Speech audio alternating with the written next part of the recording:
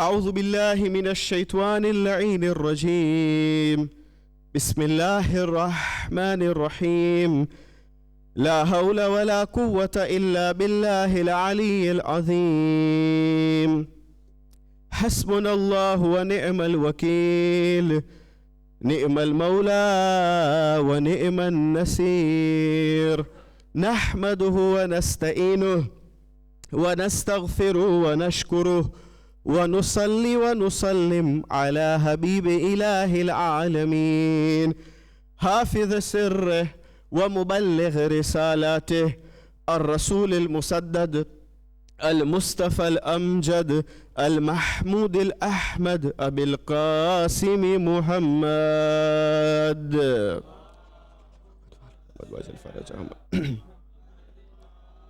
وبآله الطيبين الطاهرين المعصومين صلوات الله عليهم أجمعين، ولعنة الله على أعدائهم ومنكر فضائلهم وغاصب حقوقهم من الأولين والآخرين، من الآن إلى قيام يوم الدين. أما بعد، فقد قال الله تبارك وتعالى في كتابه المجيد وكلامه الكريم وقوله الحق: بسم الله الرحمن الرحيم. يا أيها الناس إنا خلقناكم من ذكر وأنثى وجعلناكم شعوبا وقبائل لتعارفوا إن أكرمكم عند الله أتقاكم. صلوا على محمد وآل محمد.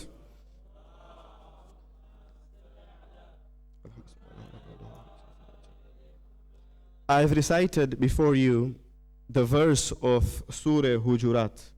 Surah Hujurat is chapter number 49, verse number 13. Now, if you see the Sha'an and Nuzul of this particular verse, which I recited before you, Agha Makarim Shirazi, Hafidhallahu Ta'ala alayh, in his tafsir Namuna, he says that when Rasulullah got the victory of Makkah, or the conquest of Makkah, because a peace treaty was signed between Rasulullah and the Muslims and the polytheists of Makkah.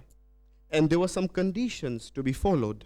When the polytheists of Makkah did not follow the condition, then automatically Rasulullah overpowered the polytheists of Makkah. And when this was 8th year after Hijrah, and when Rasulullah entered in Makkah with his izzah and prestige and all that azamah, he entered in. It was a battle, a war, which Rasulullah conquered without sword, without any weapon. And then the Muslims said that al-yawm yawmul mal'ama, which means that today is the day of revenge. We can take revenge from the polytheists of Makkah. Rasulullah was so kind and polite that he said, no, al-yawm yawmul marhama. Indeed, today is the day of kindness and mercy. Now, that was the day that Rasulullah got victory. And when he got victory on that day, after Fath Makkah, Rasulullah commanded Bilal to go on top of Khane Kaaba, on the roof of Khane Kaaba, to go on top and proclaim adhan. And when Bilal, now you just imagine, amongst all the companions, Bilal is given this position. Bilal Habashi is given this authority and this izzah and prestige to go and proclaim adhan. There were some people who were amongst the companions of Rasulullah. One said that I wish, it's nice that my father passed away. My father did not have to witness this day to see that this person is proclaiming adhan, meaning Bilal. There was another person who said that Muhammad did not get any other person a part of this black crow, meaning Bilal Habashi. when this incident took place, Allah subhanahu wa ta'ala revealed this verse that Ya ayyuhan nas. Now see the tone of the verse. Surah Hujurat, if you have noticed Surah Hujurat, I remember when I first came in 2007, at that time when we opened tafsir classes, for those who are regular, they know that there were many people coming for tafsir classes. Then slowly, I remained with 2 people, and now tafsir classes is closed. So when we came initially, we did tafsir of Surah Hujurat. You must have noticed in tafsir in Surah Hujurat, all the verses are starting with Ya ayyuhalladhina amanu. From initial verse till the end, it is Ya ayyuhalladhina amanu, because it is a Madani surah. It was revealed in Medina.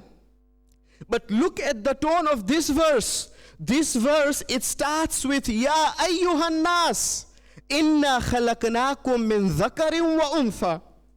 Ajib. It's such a beautiful verse, which is addressing to the whole world, to the whole ummah, to the whole nation, worldwide. It says that, O people. It doesn't say, O you who believe. It says, Ya ayyuhan nas, inna khalaqnakum min dhakarin wa untha. We have created you from a male and a female. Then he says, وَجَعَلْنَاكُمْ شُعُوبًا وَقَبَائِلَ لِتَعَارَفُوا. The second part of this verse is, and then we made you of tribes and nations. وَجَعَلْنَاكُمْ شُعُوبًا وَقَبَائِلَ. Then Quran has kept a reason for it. Quran says, لِتَعَارَفُوا. Why did we create tribes and nations? So that you may know each other. So that you may recognize each other. لِتَعَارَفُوا. Then Quran ends up by saying, إِنَّا أَكْرَمَكُمْ إِنْدَ اللَّهِ أَتْقَاكُمْ. Quran ends up by saying this much, that do know, the most honorable amongst you is that person who is careful of his duty. The most honorable is that person who has taqwa, who has piety. Meaning that now this verse can be applicable even today. If it was not, if this was, these people at that time, they built this attitude in their mind that maybe I am better than him. And this is the attitude of shaitan. This is the attitude of Iblis. According to Iblis, in Quran, Iblis said, Ana khairum min. I'm better than him. I'm better than Adam. So even if today we have got this attitude, if this attitude is built in a society, in a community, if a person thinks that I'm better than him, then Quran is teaching us that no, my friend, you are cocooned. You are confined to that particular attitude. But no, Quran teaches us that when a particular person had this attitude, such attitude, the verse was revealed that do know, the best amongst you, the most honorable amongst you is that person who has taqwa, who is careful to his duty, who is more pious. That one is best, and that one is most honorable in the eyes of Allah subhanahu wa ta'ala. Sometimes we think, and we have got this attitude, it's a thought, maybe I'm better than him, or maybe he is better than that one. We do have these thoughts because of that culture. We are tied up with culture. Culture is not bad. Culture is not bad. Culture and religion, culture is not bad, provided that culture does not bang and collide with religion. The time any practice, any custom, it bangs with Islam, it collides with Islam, it becomes a problem. Initially, in Arabian Peninsula, they had a practice, they had a custom of what? Of wine, of drinking wine, of consuming alcohol. They were consuming wine to that extent that to do tahrim, alcohol, it was in stages. Quran did not command abruptly or suddenly that alcohol is haram. The verses came in 3 stages. And finally, it said, Quran Majid said, Rasulullah said that alcohol is forbidden for you. But first it said that it's not mufid for you, it's not beneficial. It is khasara for you. It came in stages, and finally it said that it is haram for you. Alcohol, the way alcohol was a custom, it was a practice for in Arabian Peninsula. That is why you will find that Habiba, who was married to Ubaidullah, and then Habiba was the daughter of Abu Sufyan. Imagine, she was so steadfast and so firm that the culture, she could have been influenced by the culture, by that culture, Arabian culture of alcohol. But the time she saw that now it is affecting the husband, she comes to Rasulullah and she says to Rasulullah that, Ya Rasulullah, it has become hard for us to protect our iman, to protect our faith. Send us somewhere. Rasulullah sent Ubaidullah and Habiba to Abyssinia, to Ethiopia, to go there. Imagine, iman ni salamat, the way we say. To protect iman is so important that in the time of Rasulullah, people were doing hijrat. They were migrating. Why? To protect their iman. And Rasulullah sent them. Where? To Abyssinia. There also. There it was worse, because the Africans in Ethiopia, they were consuming wine.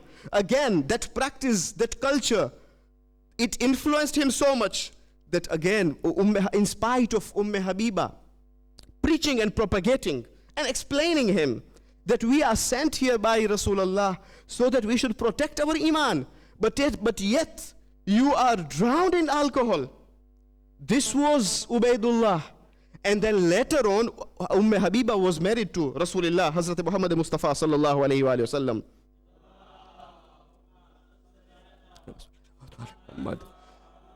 And she was so steadfast, so firm, that she was the daughter of Abu Sufyan. And when Abu Sufyan came to Medina, and when he entered the house of his daughter, and he sat on the mat of Rasulullah, imagine, she removes the father. She says to Abu Sufyan, how steadfast and firm she was. She says to Abu Sufyan that, please move. She says to the father, move, because you are a polytheist, you are a kafir. This mat is of Rasulullah, and I respect him. She was so firm and steadfast. So sometimes you will find that there were people in history, when it came to religion, they were very firm, they were very steadfast. Even today, when it comes to us, when we are given choice, we need to be very firm. We don't need to take religion for granted. We can never compromise with our religion when it comes to religion. And there are many examples in history, like Abdullah Zul Bejadain. He was the companion of Rasulullah, and he passed away while the Muslims went to the Battle of Tabuk. When they were going to the Battle of Tabuk, on the way he passed away due to thirst. And in the middle of the night, Rasulullah buried him. And then when Rasulullah was burying him, Abdullah bin Mas'ud says that I heard Rasulullah praying for him. Allahumma inni amsaytu radhiya farda'an. Oh Allah, I am happy with him and I am pleased with him. You be pleased with him. Abdullah bin Mas'ud says that I was amazed to hear dua, to hear this kind of dua, that Rasulullah prays for him. I wish if Rasulullah would have prayed for me. This is the dua which Rasulullah prayed for Abdullah Zul Bejadain. But you will find that his mother was a kafir. She was practicing idol worshipping. And the uncle was also a kafir. He lost his father. His wealth was lying with his uncle, Abdullah Zul Bejadain. And he didn't have anything. His name was Abdul Uzza. His name was Abdul Uzza. Which Uzza was the name of the biggest idol in Arabia. Uzza, Lat and Uzza. And when he comes to Rasulullah in Masjid al-Nabawi, he says that, Ya Rasulullah, I want to change my religion and I want to embrace Islam. Rasulullah teaches him kalima. He recites kalima. And after that, Rasulullah tells him that first thing, you change your name. Do not allow people to call you Abdul Uzza, but call yourself Abdullah, the servant of Allah. And he changes his name into Abdullah. And why was he called Abdullah Zul Bejadain? Meaning Abdullah with two pieces of clothes. Like the way we wear ihram, the way Hujjaj wear ihram, he didn't have anything. His wealth, he was a son of a wealthy person, but he lost his father. The uncle took the wealth. He says, I won't give you the whole wealth. Why? because you have embraced Islam. But yet, until his last breath, he did not compromise his religion. He did not give up because of Islam. He died in Islam. He stood by Islam. He died in the fold of Islam. These were the companions of Rasulullah. And today, if we get these challenges, are we ready to compromise our religion? When haram penetrates in our society, will we allow haram to penetrate our society? Will we agree? Never. You'll find that in the time of Jahiliyyah, they had this practice of mu'akira. And what is mu'akira? Mu'akira is to slaughter animals. In the time of Jahiliyyah, it was a practice. To slaughter animals, a person slaughtered 10. The other one slaughtered 20. The other one slaughtered 30. The one who slaughtered highest, he gets fakhr. He's proud of himself. And then again, this practice was revived in the time of Imam Ali alayhi salam after the death of Rasulullah. When Imam Ali heard, he came to them and he told them, what are you guys doing? Have you revived back to Jahiliyyah? Mu'akira is fakhr furushi. If you slaughter one animal, it is better with the niyat of qurbatan ilallah, rather than this is just for pride and arrogance. Just because you want to become proud of yourself for your personality and you think that you have done something good, do something, sacrifice something in the way of Allah subhanahu wa ta'ala, be it only one animal. You will find that our ai*immas, they acted as a barrier whenever haram entered in, be it asraf. If a culture, if a custom does not collide with religion, it's fine. Like in Arabian Peninsula, at that time, they would greet each other, Hayyak Allah, meaning you may live long. And then Rasulullah came, he brought a new system which says, Salamun alaykum, peace be upon you. Even today, when the Muslims greet each other, and I hear them greeting each other, Hayyak Allah, there's no problem. It's not haram. If such custom enter in such customs, there's no problem. But the time the practice, the tradition, the custom, it bangs and it collides with Islam, behijabi is something very bad. If it collides, and this practice, you'll find that the women of our household, they roam around without hijab. This is haram. Things like that, asraf, mixed gathering, all these things are haram. एक दुरूद भेजे मोहम्मद और आले मोहम्मद पर.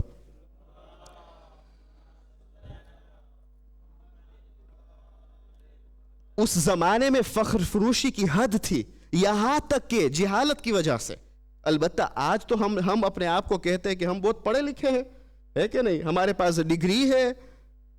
Degree is not everything. हिकमत बड़ी चीज है. हिकमत कैसी, यानी कैसे हम प्रूव कर सकते हैं कि हिकमत है? जब इंसान आगे फोरकास्ट कर सकता है, जब इंसान आगे सोचता है कि मेरा क्या होगा. एक इंसान एक काम करता है, अभी सीड को प्लांट करता है ताकि उसके फल को वो खाना चाहता है. आज वो काम करता है, एक छोटा सा काम करता है मेरे बच्चे के लिए, ताकि आगे जाके मुझे प्रॉब्लम ना हो. मैं उसके अंदर ये चीज प्लांट कर रहा हूं ताकि वो अच्छा बने. अब बच्चा अगर बड़ा हो गया, उसके बाद हम दुआ करें, क्या फायदा? पहले से होना चाहिए. लिहाजा आप देखें, उस जमाने में भी जिहालत की हद थी कि हत्ता खुदा ने कहा, अल्हाकुमुत तकासुर हत्ता जुरतुमुल मकाबिर कल्ला सौफ तअलमून सुम्मा कल्ला सौफ तअलमून. ये छोटा सा सूरा किस तरीके से नाजिल हुई, किस तरीके से नाजिल हुआ? ये शान नुज़ूल क्या है? फकत इस सूरे की मैं शान नुज़ूल बयान करूं, आपकी ज़हमत को तमाम करूं. मैं अर्ज कर चुका कि जुमेरात की मजलिस बहुत लंबा नहीं करना चाहता हूं, कि जब उस जमाने में अरब थे, अपने एक दूसरे के ऊपर फख्र किया करते थे. ट्राइब्स में, कबीले में, कि हमारा कबीला बहुत बड़ा है, हमारी तादाद बहुत ज्यादा है, हमारे लड़के ज्यादा है, हमारे बच्चे लड़के ज्यादा है, हमारे खानदान में ज्यादा तादाद है. यहां तक के जिहालत की हद थी कि एक दूसरे के ऊपर फख्र फरोशी करते थे. यहां तक कि कब्रिस्तान में गए और कब्र को खोदने लगे. दूसरे मुफस्सिरीन कहते हैं कि कब्र को खोदने लगे और गिनने लगे कि हमारी तादाद ज्यादा है या आपकी तादाद ज्यादा है. एक मुफस्सिर कहते हैं कि तीन कबीले थे. इस बात पर कब्र खोदना हराम है कि नहीं? ये प्रैक्टिस हराम है. लेकिन उन लोगों ने किया, قرآن کی آیت نازل ہوئی, الہاکم التکاثر, abundance has diverted you. آپ اسپریچوالٹی آپ میں نہیں پائی جاتی ہے. یہ حالت ہو گئی آپ کی, مٹیریلسٹک اتنے بن گئے آپ کہ اب اسپریچوالٹی نہیں ہے, مادیات اتنی زیادہ ہو گئی ہے کہ معنویت نہیں ہے, لہٰذا آپ ڈوب گئے ہیں. خدا کہتا ہے کہ پیسے اور دولت آپ کو ڈائیورٹ کر چکا ہے. الہاکم التکاثر. پھر خدا کیا کہتا ہے, حتی زرتم المقابر, حتیٰ آپ قبر میں پہنچیں گے تب پتا چلے گا. کلا سوف تعلمون, اس وقت پتا چلے گا. ثم کلا سوف تعلمون, کلا لو تعلمون علم الیقین, جب تمہیں علم یقین, شورٹی, ابھی کہا جاتا ہے نا لیکن سننا نہیں چاہتے ہو, کوئی بات نہیں, وہاں جا کے تمہیں یقین ملے گا. کہاں؟ قبر کے اندر.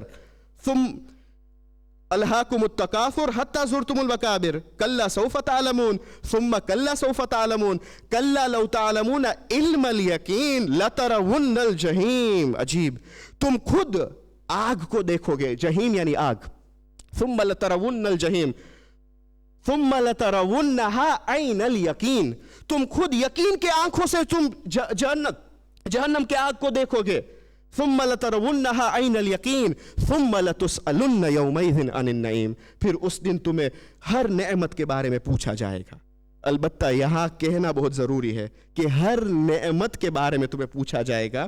معصوم کی حدیث ہے, یہاں پہ نعمت یعنی محبت اہل بیت, محبت محمد و آل محمد صلوات اللہ علیہ اجمعین.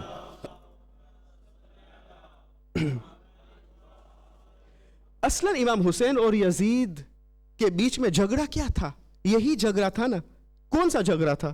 کہ یزید حرام کو داخل کرتا تھا دین کے اندر اور تخت خلافت پہ بیٹھ گیا, اپنے آپ کو خلیفہ مسلمین کہتا تھا. بڑا پرابلم تو یہ تھا, بڑی مشکل تو یہ تھی کہ وہ اپنے آپ کو خلیفہ کہتا تھا, اسی لیے تو امام نے قیام کیا. اور بھی وجوہات ہے لیکن زیادہ وقت لگ جائے گا, لیکن مین وجہ, خاص وجہ یہ ہے کہ امام نے امر بالمعروف کیا. امام نے to enjoin good and forbid evil, اس لیے امام نے قیام کیا. اور وہ حسین کہ جس کے بارے میں ملتا ہے کہ زینب نے بھی حسین کا ساتھ دیا. زینب شریکت الحسین تھی, اس میں کوئی شک نہیں ہے.